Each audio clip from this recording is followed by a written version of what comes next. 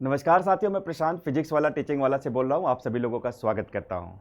साथियों, DSSB PRT 2023 का exam होगा और CDP साइकोलॉजी, जिसको हम एजुकेशन साइकोलॉजी के नाम से जानते हैं, उसका सिलेबस बहुत ही वास्ट है, बहुत ही बड़ा है और उस सिलेबस को आज हम पूरा डिटेल में डिस्कस करने के लिए आए हुए हैं। हालांकि मैं आपको ये भी बताऊँगा कि 2023 में कुछ नई चीज़ें भी ऐड हो सकती हैं। जैसा 2-3 सालों में हमने देखा कि PRT के CDP साइकोलॉजी में जो है बहुत सारे नई चीज़ें भी ऐड हो रही हैं, नए पैटर्न पे भी चीज़ें आ रही हैं।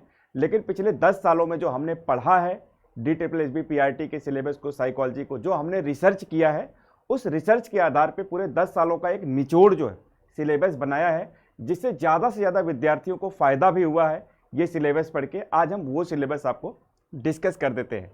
तो चलिए साथियों, जल्दी से जो है हम आते हैं DSSB के सिलेबस के ऊपर बात करते हैं। और यहाँ पे आप बात करेंगे PRT का सिलेबस क्या है, यहाँ पे इसको भी इसके बारे में बताएंगे। 100 नंबर का जो है पूरा जो एजुकेशन साइकोलॉजी है, जिसको हम CDP बोलते हैं या एजुकेशन शिक्षा और मनोविज्ञान बोलते हैं, टीचिंग मेथोडोलॉजी के नाम से भी लोग जानते हैं। और यहाँ पे जो है क्या नेगेटिव मार्किंग होती है या सब्जेक्ट स्पेसिफिक भी क्या क्या चीज़ें पूछी जाती हैं, उसके बारे में भी हम चर्चा करेंगे। तो साथियों, यहाँ पे अगर हम बात करें पूरे सिलेबस की, अगर हम तो पूरे सिलेबस में जो है क्या क्या चीज़ें आती हैं, एक बार आप लोगों को मैं पूरा ओवरव्यू दिखा देता हूँ। DSSB का जो सिलेबस होता है, इसमें जो है 200 क्वेश्चंस पूछे जाते हैं। मतलब एग्जाम में जो है 200 क्वेश्चंस आपसे पूछे जाएंगे और इन 200 क्वेश्चन में जो है इस तरह से इसका आप देख सकते हैं क्लासिफिकेशन है। जनरल अवेयरनेस जो है यहाँ से 20 क्वेश्चन बनते हैं और general intelligence and reasoning ability जो होती है, यहाँ से 20 क्वेश्चन आते हैं और अर्थमेटिकल एंड न्यूमेरिकल एबिलिटी जो है, ये 20 नंबर के क्वेश्चन बनते हैं। इंग्लिश लैंग्वेज से सवाल पूछे जाएंगे 20 नंबर के और हिंदी लैंग्वेज से। जो ये क्रम लिखा गया है, इसी क्रम में जो है वहाँ पे सेक्शन बनते हैं। टोटल 11 सेक्शंस बनते हैं और उसी सेक्शन से जो है सवाल पूछे जाते हैं। इस चीज़ का हमेशा ध्यान रखना है। इसके बाद ये आप देख रहे होंगे 100 नंबर का जो है सब्जेक्ट कंसर्न्ड MCQs है। और यहाँ पे जो आपने DLED में पढ़ा है, DED में, NTT में, JBT में पढ़ा है, वहाँ से 100 नंबर का आएगा। मतलब इसको हम एजुकेशन साइकोलॉजी के नाम से भी जानते हैं। तो अब हम आते हैं एजुकेशन और साइकोलॉजी के सिलेबस की चर्चा करते हैं। यहाँ पे जो 100 नंबर का सिलेबस है, इसके अंदर जो है कुछ और भी चीज़ें पूछी जाएंगी। जैसे मैथमेटिक्स की पेडागोजी आती है, हिंदी की पेडागोजी है, इंग्लिश की पेडागोजी है या EVS की पेडागोजी है। थोड़े SST के भी सवाल पूछे जाते हैं। जैसे CTET का एग्जाम देते हैं तो उसमें सभी पेडागोजी के सवाल पूछे जाते हैं। उसी तरह से इन 100 नंबर में भी पूछे जाएंगे। अगर हम बात करें कि 100 नंबर में कितने पेडागोजी के सवाल अलग अलग एरिया से आएंगे, तो कम से कम 20 से 25 सवाल जो है इन 100 नंबर में से पूछ लिए जाते हैं। मतलब लगभग अगर हम बात करें 80 क्वेश्चन जो होंगे वो कोर जो है आपके साइकोलॉजी से या एजुकेशन साइकोलॉजी से या CDP से होंगे या क्या क्या और चीज़ें इसके अंदर कवर होंगी। तो आइए डिस्कस करते हैं इन 100 नंबर के सिलेबस को। तो यहाँ पे साथियों आप लोग देख सकते हैं, अगर हम मोटा मोटी ओवरव्यू दिखाएं तो ये हमने एक समरी लिख दी है। हालांकि सिलेबस इतना ही नहीं है, इससे बहुत ज़्यादा है। एक समरी के तौर पे जो है हमने यहाँ पे लिख दिया कि विकास के बारे में जो है सवाल पूछा जाएगा कि भाई विकास क्या होता है, या डेवलपमेंटल साइकोलॉजी का पार्ट जो है पूछा जाता है। इसके बाद स्कूल्स ऑफ साइकोलॉजी से जो है सवाल पूछा जाएगा, अलग अलग स्कूल्स हैं। इसके बाद आप देखेंगे डिसेबिलिटी से सवाल पूछा जाएगा।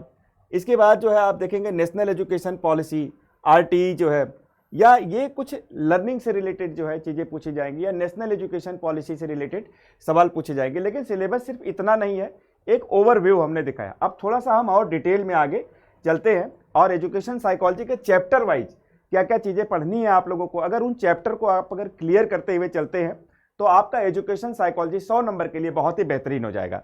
तो जल्दी से यहाँ पे हम देखते हैं। सबसे पहले जो है आप लोग देख सकते हैं जिसे मनोविज्ञान का इतिहास है। तो हिस्ट्री ऑफ एजुकेशन साइकोलॉजी है या हिस्ट्री ऑफ साइकोलॉजी की अगर हम बात करें तो इसमें हमें हिस्टोरिकल पर्सपेक्टिव को पढ़ना पड़ता है।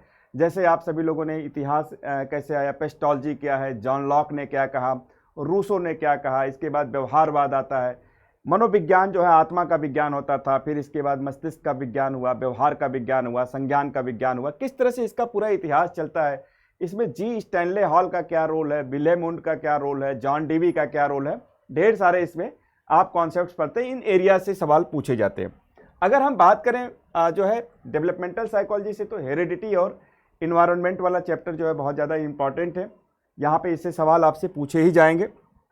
और वृद्धि और विकास जो है विकासात्मक मनोविज्ञान में एक बहुत ही महत्वपूर्ण एरिया है, जहां से अच्छे खासे सवाल आपसे पूछे जाते हैं। ग्रोथ क्या है, डेवलपमेंट क्या है, बाल विकास की अवस्थाएं क्या हैं, अलग अलग अवस्थाओं से जो है बच्चे किस तरह से सीखते हैं, उनका ग्रोथ कैसे होता है, ये सवाल पूछा जाता है।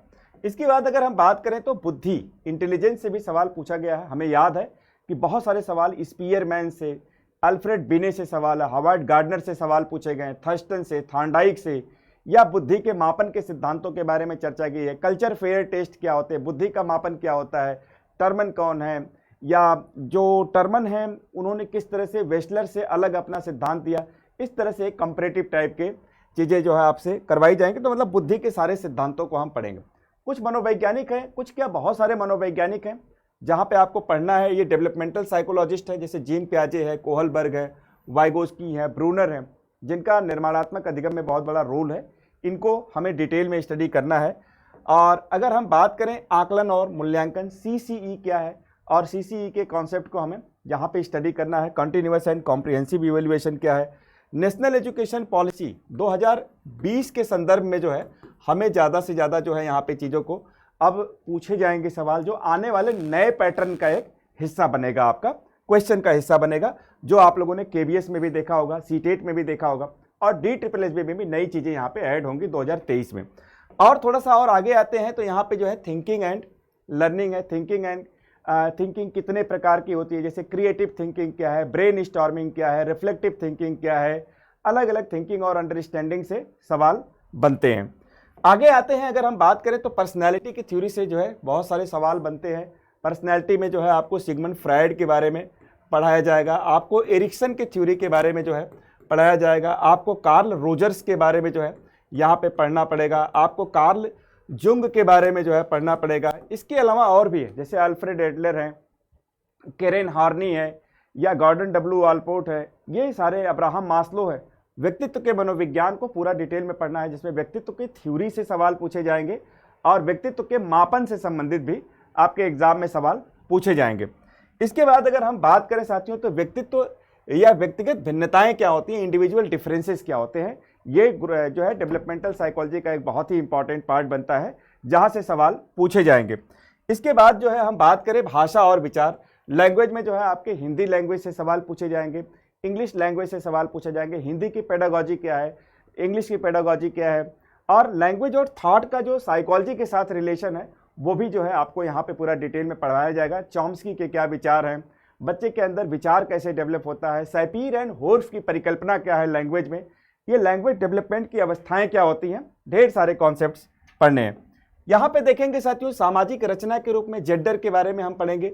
जेंडर क्या है, जेंडर और सोसाइटी का क्या कंटेक्स्ट होता है, और सोशल वैल्यूज़ क्या होते हैं, स्टीरियोटिपिकल थॉट क्या होते हैं, पूर्वाग्रही विचार क्या होते हैं, ये सारी चीज़ें हमें डिस्कस करनी पड़ेगी डिटेल में। और स्मृति और विस्मृति क्या होती है, मेमोरी और फॉरगेटिंग से सवाल पूछा जाएगा। एबिंगहास ने कौन सा सिद्धांत दिया था। इसके अलावा जो है एटिकिंसन और शिफ्रिन के सिद्धांत है, टुल्विन के सिद्धांत है, न्यूरो साइंसेस के बारे में भी आपसे सवाल पूछे जाते हैं मेमोरी को लेकर के।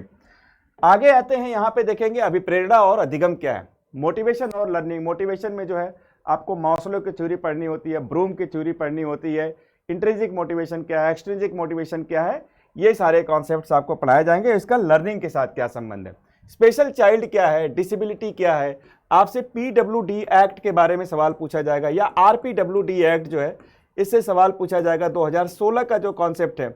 इसके अलावा जो है SEN स्पेशल एजुकेशन नीड वाले बालक कौन होते हैं, CWSN वाले बालक क्या होते हैं, डिसेबिलिटी कितने प्रकार की होती है, मेंटल रिटार्डेशन क्या है, फिजिकल डिसेबिलिटी क्या है, ये सभी एरियाज जो है कवर कराए जाएंगे। फिर इसके बाद साथियों अगर हम बात करें बाल केंद्रित जो शिक्षा होती है या प्रगतिशील शिक्षा जो होती है, progressive education by John Dewey, इसके अलावा फिर हेलेन पार्खर्स्ट, इसके अलावा दुनिया के अंदर प्रोग्रेसिव मूवमेंट कैसे चला, ये पूरा आपका कॉन्सेप्ट यहाँ से पूछा जाएगा। यहाँ पे देखेंगे समावेशी शिक्षा और विभिन्न प्रकार के शिक्षा पृष्ठभूमि वाले जो बालक है, इंक्लूसिव एजुकेशन क्या होता है या इंटीग्रेटेड एजुकेशन क्या होता है, IEDC प्रोजेक्ट भारत में पहली बार कब लाया गया, या जो इंक्लूसिवनेस का जो कॉन्सेप्ट है इसमें इक्विटी का और इक्वेलिटी का क्या कॉन्सेप्ट है, ये सारे कॉन्सेप्ट्स आपसे पूछे जाएंगे। यहाँ पे जो है साथियों मार्गदर्शन और परामर्श, गाइडेंस एंड काउंसलिंग का जो पार्ट है यहाँ से भी सवाल पूछा जाएगा। काउंसलिंग और गाइडेंस का स्कूल में क्या रोल है, एक काउंसलर की विशेषता क्या होती है, गाइडेंस कौन कौन दे सकता है, टीचर को काउंसलर और गाइडेंस के रोल में हम कैसे देखते हैं, इसके सिद्धांतों के बारे में भी हम चर्चा करेंगे। और विलियमसन का सिद्धांत भी पढ़ेंगे, अलग अलग मनोवैज्ञानिकों के सिद्धांत को भी हम पढ़ेंगे। कार्ल रोजर्स का जो है सेल्फ थ्योरी भी इसके अंदर रिलेट होता है, वहां से भी सवाल पूछा जाता है कि क्लाइंट सेंटर्ड थेरेपी किसने दिया। आगे फिर आते हैं, यहाँ पे हम देख सकते हैं शिक्षण अधिगम की मूल प्रक्रियाएं क्या होती हैं। बेसिक जो प्रोसेसेस होते हैं टीचिंग और लर्निंग की थ्योरीज है, इसमें लर्निंग की थ्योरीज है, ऑपरेंट कंडीशनिंग क्या है, ट्रायल एंड एरर की थ्योरी क्या है, या आप जीन पियाजे की थ्योरी क्या है, लर्निंग से कैसे रिलेट होती है, वाइगोस्की की जितने भी लर्निंग से रिलेटेड कॉन्सेप्ट्स हैं वो सब कुछ यहाँ पे हम डिस्कस करेंगे। फिर जो है यहाँ पे शिक्षण सहायक सामग्री जो है टीएलएम के नाम से जाना जाता है, टीचिंग लर्निंग मटेरियल जो है ये है पूरा एक्सक्लूसिव पार्ट है जो हम डिस्कस करेंगे। और इसमें जो है निदान और उपचार, यहाँ पे डायग्नोस्टिक एंड रेमेडियल टीचिंग से सवाल पूछे जाते हैं। डायग्नोस्टिक अप्रोच क्या होता है, जहाँ बच्चे के कमियों का पता लगाया जाता है, और रेमेडियल में जो है बच्चे का उपचार किया जाता है। ये पूरा विस्तार से पूरा चैप्टर बताया जाएगा। फिर जो है साथियों यहाँ पे आप देख सकते हैं बच्चों में अधिगम की वैकल्पिक अवधारणाएं तथा सीखने और समझने में प्रमुख त्रुटियां क्या होती है, बच्चे गलतियां क्यों करते हैं, बच्चा जो है सीखता है बार बार मिस्टेक करता है, इन कॉन्सेप्ट्स को जो है हम डिस्कस करेंगे। फिर जो है आगे आते हैं संज्ञान या कॉग्निशन क्या है, कॉग्निशन का अवधारणा किस किस तरह से न्यूरो साइंसेस के साथ रिलेट होता है, जीन पियाजे के साथ रिलेट होता है, एडवर्ड टॉलमैन के साथ रिलेट होता है, मेमोरी साइकोलॉजी के साथ रिलेट होता है, पूरा संज्ञान के बारे में पढ़ेंगे। मेटा कॉग्निशन से ढेर सारे सवाल पूछे जाते हैं।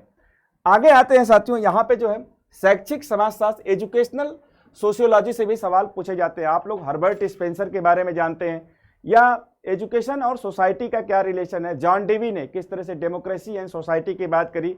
तो ये सारे कॉन्सेप्ट्स जो है एजुकेशनल कॉन्सेप्ट्स हम यहाँ पे पढ़ेंगे।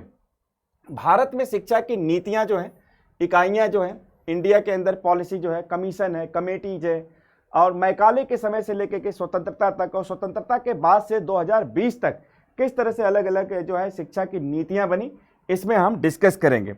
इसके बाद जो है शिक्षा का दर्शन फिलॉसफी, जैसे आदर्शवादी विचारधारा क्या है, या रियलिज्म फिलॉसफी क्या है, वास्तविकतावाद क्या है, प्रकृतिवाद क्या है, ये सारे जो है दर्शन हम पढ़ेंगे। जॉन डेवी के दर्शन को पढ़ेंगे, मार्क्स के दर्शन को पढ़ेंगे, शिक्षा के साथ क्या संबंध है। यहाँ पे साथियों शिक्षा और प्रौद्योगिकी क्या है, एजुकेशन टेक्नोलॉजी के बारे में पढ़ेंगे। जैसे आप ऑनलाइन एजुकेशन ग्रहण कर रहे हैं, ऐप क्या होती हैं, कौन कौन से वेबसाइट्स हैं शिक्षा के लिए, ये एजुकेशन टेक्नोलॉजी में हम डिटेल में स्टडी करेंगे। यहाँ पे साथियों शैक्षिक अनुसंधान एजुकेशनल रिसर्च या रिसर्च मेथड से भी सवाल पूछे जाते हैं। जैसे मीन मीडियन मोड क्या है, सर्वे मेथड क्या है, स्टैटिस्टिकल मोड क्या होता है, रिसर्च क्या होता है, रिसर्च में जो है ऑब्जर्वेशनल मेथड क्या होता है, या चर क्या होता है, वेरिएबल क्या होते हैं, को रिलेशन कोएफिशिएंट क्या होते हैं, ये सब कुछ हम यहाँ पे डिस्कस करेंगे। इसके बाद जो है अगर हम बात करें साथियों पार्ट, यहाँ पे सम पेडागोजिकल क्वेश्चंस आएंगे, पेडागोजी से रिलेटेड जो है कुछ क्वेश्चंस जो हम डिस्कस करेंगे, और शिक्षण शास्त्रीय प्रश्न जो है आप लोग यहाँ पे देख पा रहे होंगे। तो ये रहा सीडीपी साइकोलॉजी या एजुकेशन साइकोलॉजी का DSSB PRT 2023 का एक जो है पूरा सिलेबस का जो है एक हमने आपको डिटेल बताया। नेक्स्ट सेशन में साथियों DSSB से रिलेटेड आपको बुक्स के बारे में भी बताऊंगा, पूरी स्ट्रेटजी के बारे में बताऊंगा। जुड़े रहिए फिजिक्स वाला टीचिंग वाले के साथ। Thank you.